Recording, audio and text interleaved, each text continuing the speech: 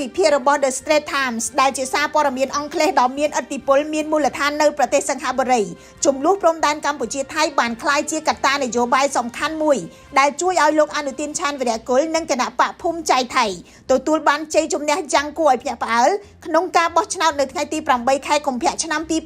2026តាមលទ្ធផលបឋមដែលត្រូវបានស្រង់ផ្សាយដោយ The Straits Times នៅយប់ថ្ងៃទី8ខែកុម្ភៈគណៈបកភូមិใจថៃត្រូវបានព្យាករណ៍ថាអាចឈ្នះបានជិត200អាសនៈក្នុងចំណោម500អាសនៈនាំមុខគណៈបកប្រជាជនដែលបានប្រហែល100អាសនៈនិងគណៈបកភឿថៃបានជាង80អាសនៈលទ្ធផលនេះធ្វើឲ្យអនុទានមានឱកាសក្លាយជានាយករដ្ឋមន្ត្រីពេញលេញក្រោយពីចាំផ្ទះអស់រយៈពេលជាច្រើនខែកាសែត The Straits Times បានបញ្ជាក់ថា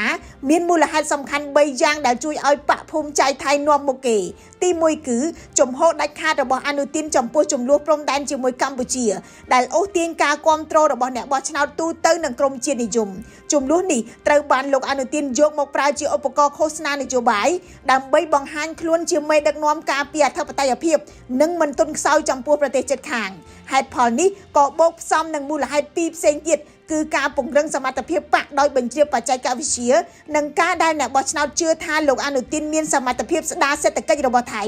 ពេលចំនួនព្រំដែនត្រូវបានប្រើជាកត្តាឈ្នះឆ្នោតវាមានន័យថាប្រធានបទនេះបានបង្កើតអត្ថប្រយោជន៍នយោបាយដល់លោកអនុទាននិងគណៈបករបស់លោកក្នុងបរិបទបែបនេះការធ្វើឲ្យស្ថានភាពបន្តតានតឹងអាចក្លាយជាឧបករណ៍មួយដើម្បីរក្សាការគ្រប់គ្រងពីមូលដ្ឋានអ្នកបោះឆ្នោតជាតិនិយមចំពោះកម្ពុជាអ្នកវិភាគនៅក្នុងស្រុកយល់ឃើញថាជ័យជំនះរបស់លោកអនុទានមានន័យថាបញ្ហាព្រំដែនបានคล้ายទៅជាបញ្ហានយោបាយក្នុងស្រុកថៃយ៉ាងពេញលេញការនេះអាចធ្វើឲ្យការដោះស្រាយទីតាំងដែលថៃឈ្លានពានឈរជើងតាមយន្តការទ្វេភាគីកាន់តែស្មុគស្មាញហើយតម្រូវឲ្យកម្ពុជាត្រូវតែគិតគូរយ៉ាងប្រុងប្រយ័ត្នក្នុងការឆ្លើយតបទាំងផ្នែកការទូតនយោបាយនិងច្បាប់អន្តរជាតិខ្ញុំរស់សុធាពី News Today NTTV